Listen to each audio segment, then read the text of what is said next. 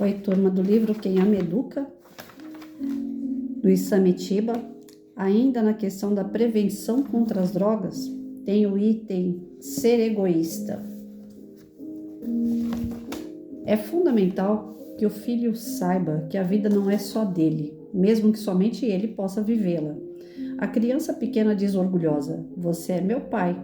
Não para marcar propriedade dela, mas para deixar claro que pertence a alguém. Eu pertenço a você. Você é quem cuida de mim. Se essa sensação for preservada e o pai e a mãe a reforçarem dizendo você é meu filho, forma-se uma unidade em que tudo o que um faz interfere na vida do outro. Ao tomar qualquer atitude, a pessoa pensará naqueles que ama. Isso a torna mais forte e menos vulnerável às pressões para o uso das drogas. Pensa, não vou usar porque não quero prejudicar a mim nem aos outros. Se, pelo contrário, essa sensação de pertencimento não for clara, o jovem pode se considerar um estranho no ninho e achar que em seu mundo só existe ele e mais ninguém, pensando, a vida é minha, faço dela o que eu quiser. Portanto, uso drogas porque quero. Quem usa drogas se torna tremendamente egoísta. Usar drogas, uma atitude já egoísta, aumenta o egoísmo. Porque não posso usar sozinho no meu quarto? Não estou prejudicando ninguém. Ele está sozinho fisicamente, mas não é sozinho no mundo. As pessoas que o amam estão sofrendo com sua atitude. Merece um destaque especial o posicionamento de não estar prejudicando ninguém, mesmo que canabize sozinho no quarto. Ele ou alguém que deu a ele comprou a droga de um traficante. Com esse dinheiro e o recebido de outros ingênuos canabistas, o traficante compra armas e com elas ameaça, rouba, extorque e mata os outros. Assim, o ingênuo canabista acaba pertencendo à rede da violência e do crime. A sensação de pertencimento dá ao ser humano a certeza de que é realmente importante para o outro. Da mesma forma que a mãe pensa, tenho filhos para criar, não posso me arriscar. Os filhos podem pensar, tenho meus pais para olhar. E evitar riscos é a força gregária do ser humano na constituição de um time no jogo da vida. Olha, gente,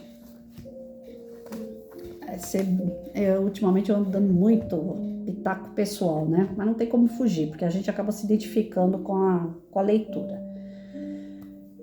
Enquanto mãe, o tempo todo eu lembrava pro meu filho, eu sou sua mãe.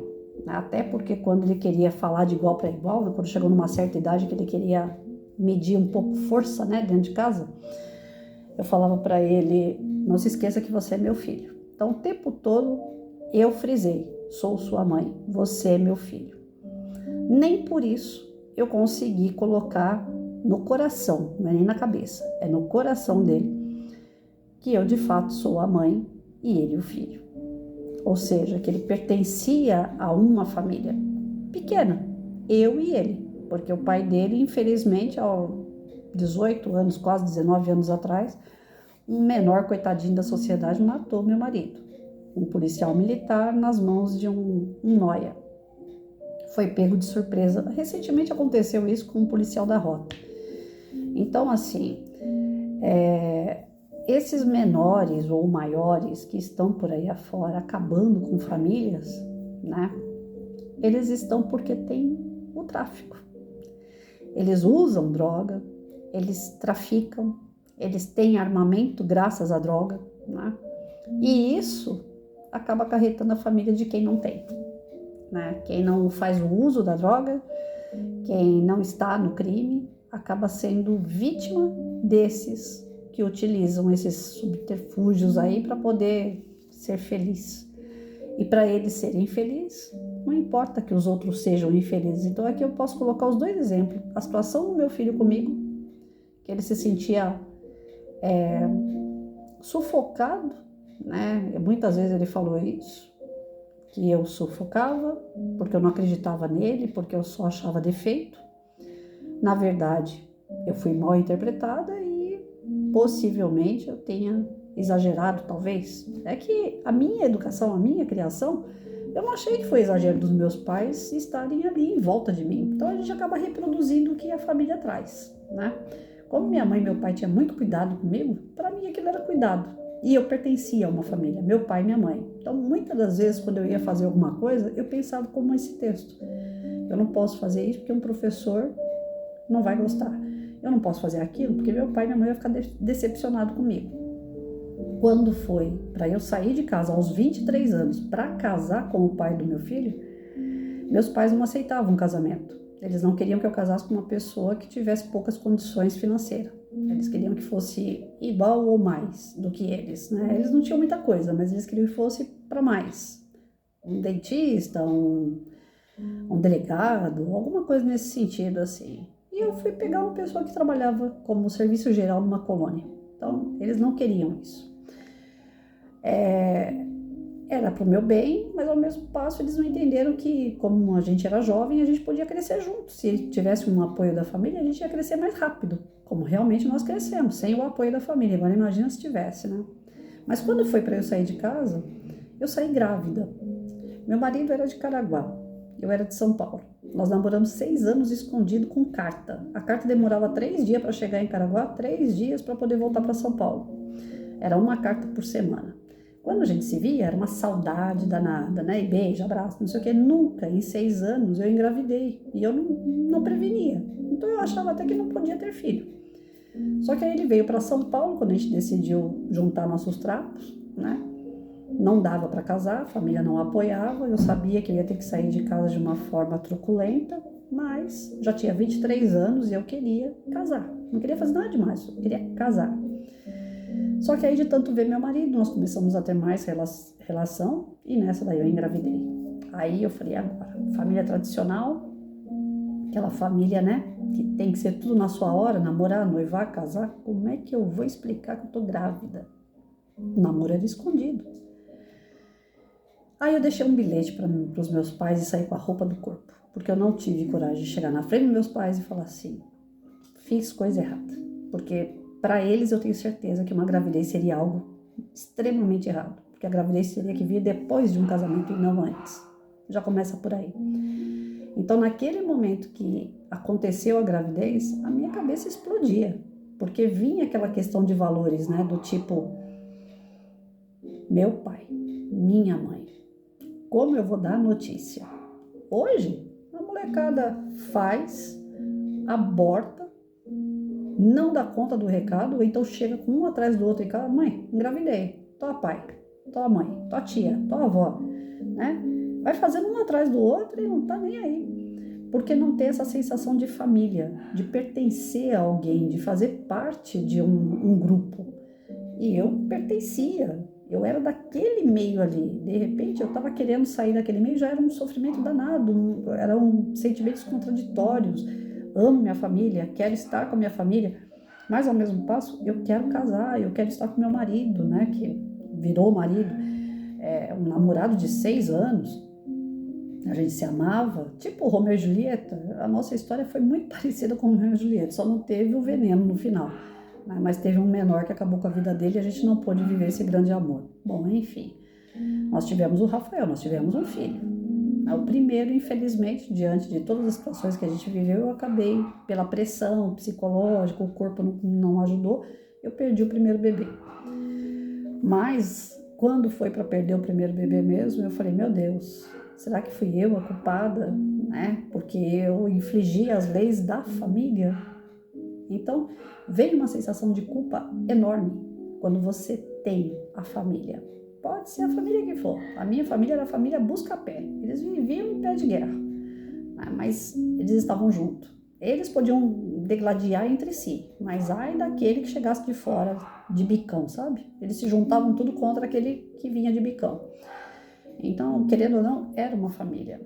Com todos os seus altos e baixos, era uma família. Eu tinha uma estrutura. Então, sair daquela família para constituir uma nova família foi muito difícil para mim. Mas hoje a gente vê que a molecada não tem disso. Eu tentei colocar isso no meu filho. Nós não temos o seu pai, mas sou eu e você. Você e eu. Eu cuido de você, você cuida de mim. Eu tô com você para o que der e vier. Eu sou sua mãe. E você esteja comigo quando eu precisar. Né? Eu tentei fazer esse elo. mas não sei, alguma coisa saiu errado, né? Eu fui pelos moldes da minha família, do tipo, tô com você, quero que você estude, que se forme, eu vou te ajudar, nós vamos investir nisso aí, quero que você tenha uma boa menina, que você case, que você tenha filhos, que eu tenha netos, né? Então, a base sempre foi família. E eu vejo na sala de aula algo que não é família. Eu vejo hoje bagunça. Pessoas que delegam ao professor toda e qualquer responsabilidade sobre seus filhos. Olha, tá aí, faz o que você quiser. Eu cheguei a ter pais e mães que vinham na sala de aula e falavam, professor, se precisar, a senhora pode dar uns tapas. Eu falo, o quê? Tá doido? Eu colocar a mão em aluno? De jeito nenhum. Isso eu jamais.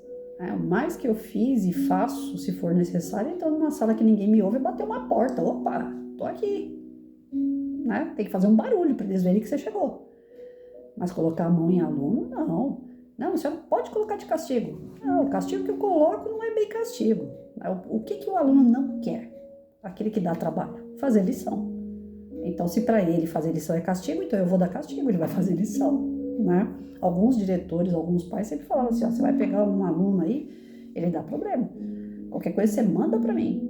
Eu mandar na direção, quantas vezes eu ia na direção, não pela diretora ou diretor que estivesse ali, mas porque geralmente é assim, vai para a direção, o moleque fica lá sentado esperando a hora passar, e é o que ele quer, ele não quer fazer lição.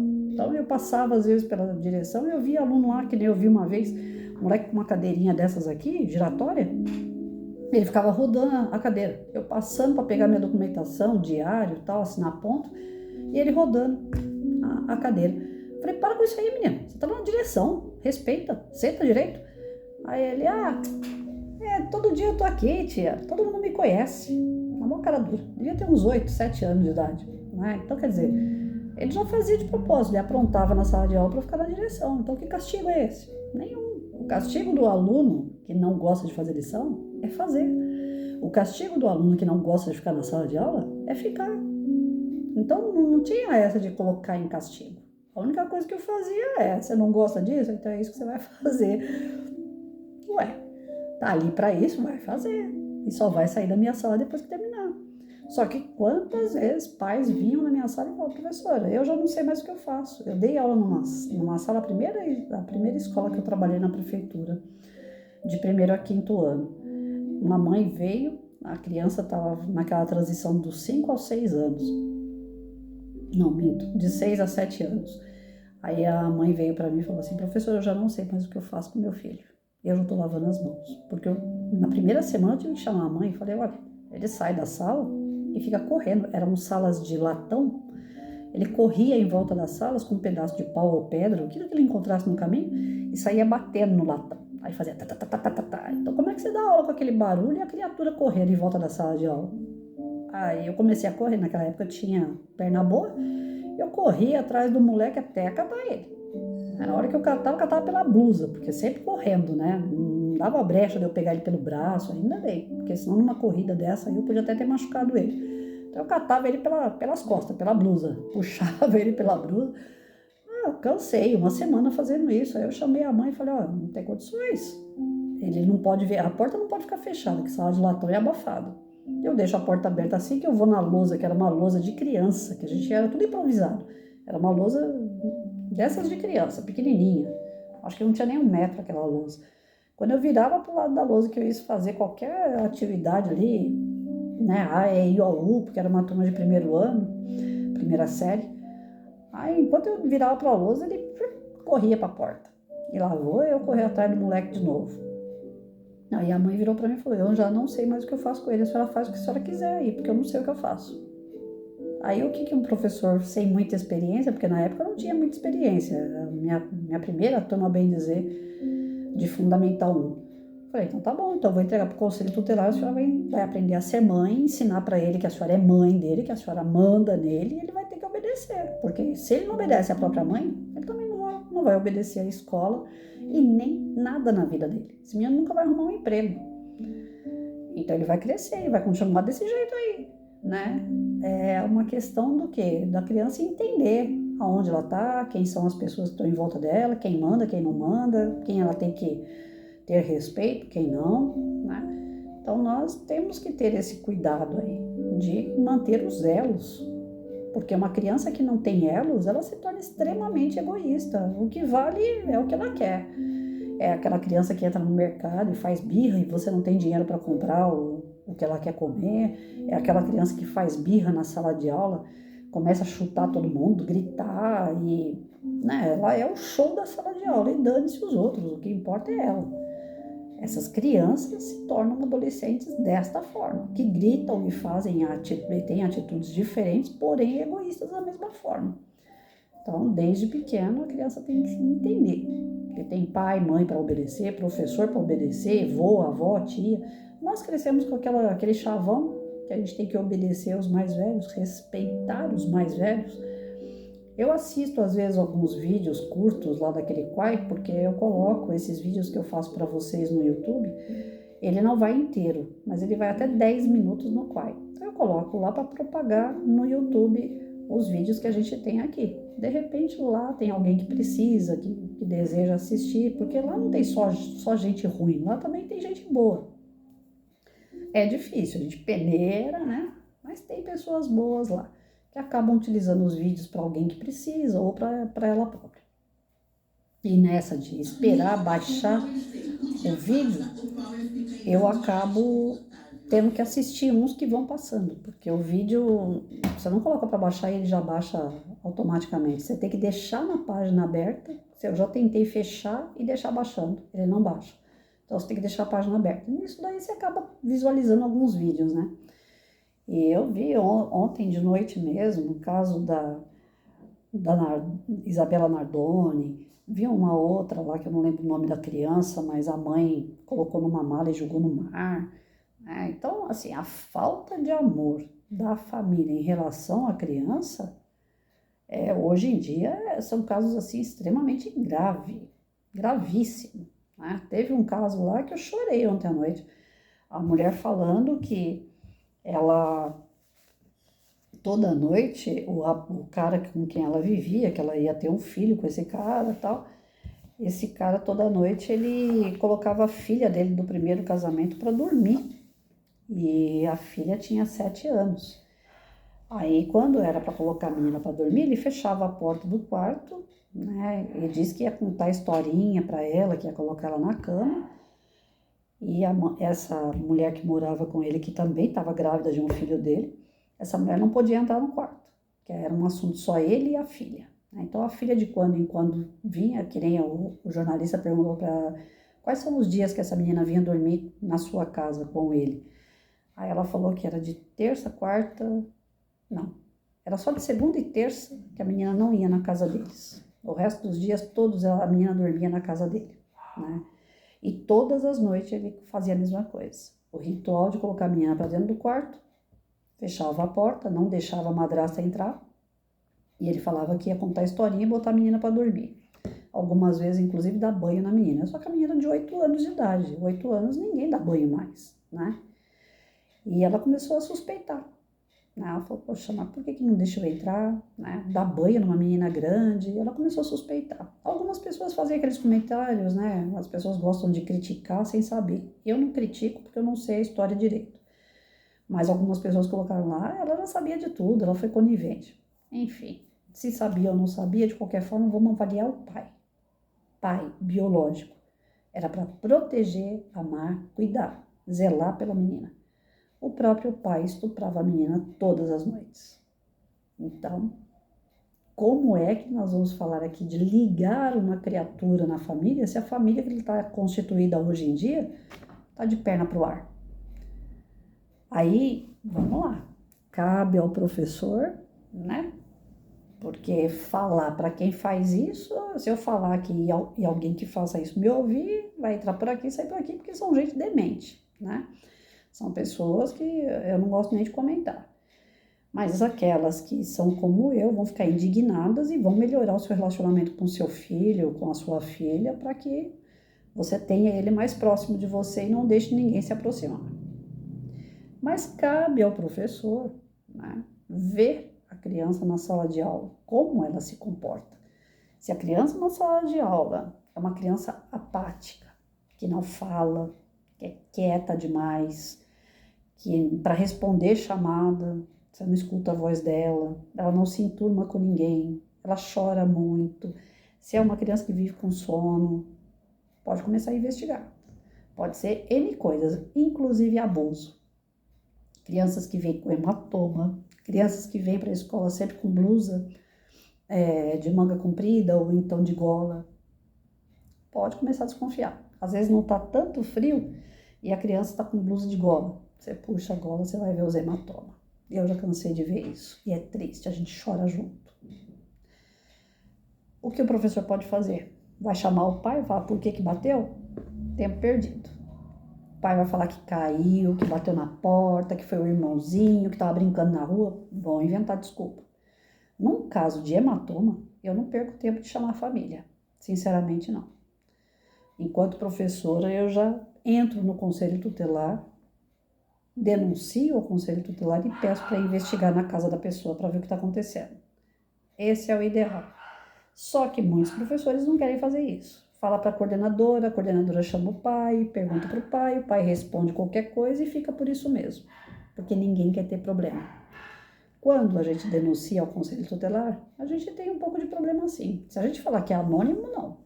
Mas a gente corre o risco do conselho não ir, porque já que é anônimo, não vai dar andamento. Mas quando a gente dá uma cara a tapa e fala, a professora Patrícia entrou no conselho tutelar, deu entrada de um requerimento pedindo para que investigue a família da Fabiana Souza. Eles vão chegar na casa da família, a primeira coisa que eles vão falar, nós estamos aqui porque houve uma denúncia da professora Patrícia. Problema. Essa família vai vir atrás da professora Patrícia, né? Se você tem suspeitas, quase que certeza, você não tem nada a perder. Você pode ir até o final, porque não vai dar em nada. O que vai dar é que a família vai ter que arrumar alguém que tenha responsabilidade para ficar com essa criança, porque a família não está tendo. Mas se você não tiver aquela desconfiança, 99,9% de certeza, é melhor não fazer no seu nome, porque também dá o processo contrário. A família pode se sentir constrangida, pode se sentir em algum momento, né, requerer danos morais, aquela coisa toda. O duro da justiça brasileira é essa, que seria só o fato de você investigar. O conselho tutelar era para chegar lá e investigar. Deixa eu ver como que ela dorme, onde que ela dorme, o que ela come, investigar. Ter uma conversa com a família e ficar por isso mesmo. Quem não deve, não teme, né? A família ia mostrar como que é a rotina dessa criança, ou por que ela aparece machucada e pronto. Aquela que deve, pague pelo que deve e pronto. E aquele que denunciou, consciência tranquila porque fez o que é certo. Mas infelizmente no Brasil não é o que acontece. O professor não tem respaldo nem da escola, nem de secretaria e muito menos da justiça. Pode voltar contra o professor? Pode, né? Graças a Deus, no meu caso, nunca voltou. Já teve um monte de ameaça, né? Porque nós vamos processar, porque nós vamos fazer acontecer, e eu, tá bom. Se fizer, eu vou ter que acionar um advogado, pagar do meu salário, porque ninguém vai me defender, e eu vou ter que provar por A mais B de que eu tenho razão. Então, é uma dor de cabeça danada. Então, Patrícia, se não dá para denunciar, porque pode dar dor de cabeça, então tá certa a coordenadora, que chama o pai, pergunta o que é, ele vai responder de qualquer jeito e fica por isso mesmo. Não tá certo também. Qual seria o meio termo, então? Projeto. É o meio termo que eu encontrei. Projeto. O que eu fiz? Comecei a colocar polícia militar na minha sala de aula. A polícia militar na minha sala de aula também teve esse cunho, teve essa razão. Comecei a colocar 1º batalhão, 2º batalhão, 3º batalhão, regimento de cavalaria, grupo Águia, o 35º, que é daqui da cidade. Comecei a colocar GCM, comecei a colocar pessoas que são da reservas, comecei a colocar pessoal da aeronáutica, comecei a colocar gente que é da área da segurança. Se essa criança aparecer roxa, vai ter que se justificar. E aí já não é mais para professora e para coordenadora. Tem uma equipe atrás dessa professora. Então eu via que alguns pais mudavam um pouco o comportamento com as crianças, devido às parcerias que eu fazia. Existia um respeito maior, né? Então eles não vinham muito para cima de mim. Eles cumpriam as suas obrigações porque eles sabiam que havia uma cobrança grande. Esses que trabalhavam comigo podiam servir de testemunha comigo que a criança foi abusada, que a criança foi violentada. Então eu não estava mais sozinha. Já que eu não tenho respaldo de direção porque era cargo comissionado, já que eu não tenho respaldo de uma secretaria que não é presente, que geralmente a secretaria muda, 2, 3 anos muda o secretário, muda tudo lá dentro. Então você não tem segurança, você não vai prestar conta sempre para a mesma pessoa, né? Então, eu tendo minhas parcerias, eu falava, gente, ó, esse daqui não faz lição por isso, e isso. Ó, aquele lá não sabe ler, aquele ali tem péssimo comportamento. Então, quem trabalhava comigo, que era uma equipe grande, me dava o respaldo. Não, se você for chamar o pai e não resolver, nós estamos juntos.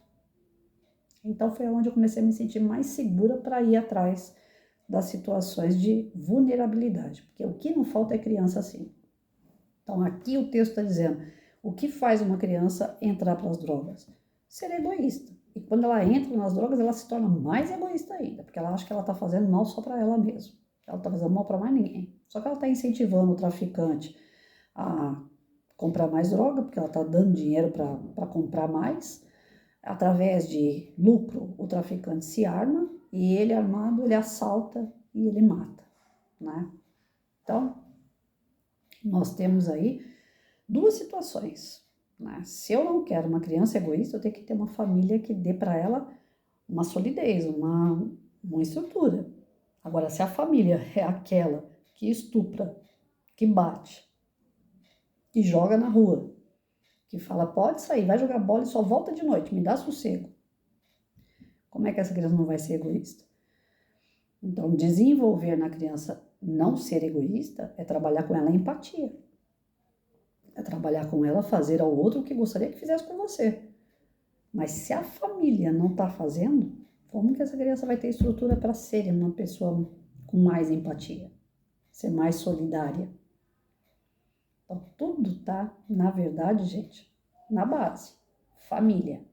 Se eu não quero uma criança egoísta, a família tem que trabalhar essa solidez, essa estrutura de que existe um grupo e não uma pessoa só. Uma pessoa só é ser egoísta. Mas a família, se tá aqui, você tem seu pai, sua mãe, sua avó, sua tia, você tem seu padrasto, você tem seu irmão. Então, se tem essa solidez, essa criatura não tá sozinha. Ela vai se sentir parte desse grupo e sendo parte do grupo, ela não vai ser egoísta. Dificilmente isso vai acontecer. Eu procurei dar ao filho essa ideia de família, mesmo que fosse eu e ele, já que o pai não estava presente, né? Em algum momento, a coisa desandou. Eu ainda não consegui descobrir o quê, né? Mas eu procurei o tempo todo falar, você é meu filho. Quando ele entrava no quarto e achava alguma coisa fora do lugar, ué, você tirou meu negócio que estava aqui e colocou aonde? Você não tem que tirar as coisas do lugar. Aí eu virava para ele e falava assim, tenho sim. O seu quarto está dentro da minha casa. Você é meu filho. Eu sou sua mãe. Então, assim, todo momento eu frisava essa fala. Eu sou sua mãe. Você não está sozinho. Não é você por você. Você tem alguém. Se eu tirei de um lugar e coloquei no outro, é porque eu limpei. É porque eu arrumei. A casa é emprestada. O quarto que você tem é emprestado para você. Não é seu. Quando a gente fala o seu, o quarto é modo de falar, porque a casa é minha, como que o quarto é seu? Para você ter o seu quarto, você tem que trabalhar, tem que estudar, tem que trabalhar e tem que comprar a sua casa. Aí você vai ter o seu quarto, que é o que minha mãe me falava. Mãe, posso dormir no seu quarto? Que era o quarto da frente, né? Batia sol, tinha claridade. Minha mãe, não. Mas mãe, só uma noite? Não. Quando você trabalhar, quando você estudar, trabalhar e ter a sua casa, aí você vai ter o seu quarto da frente. Por enquanto, seu quarto lá do fundo. Sem luz, sem muita ventilação, mas é lá. Está emprestado para você. Então, a gente acaba reproduzindo algumas falas e algumas atitudes que a gente achou correto. E é correto. Meu pai e minha mãe lutaram a vida inteira para ter a casa deles. Eu não dei um prego na casa deles. Então, é deles. Eu não tenho direito a nada. O que eu tenho direito lá é usar enquanto eles permitirem. Depois que eles falarem para mim, Patrícia, chega, ué.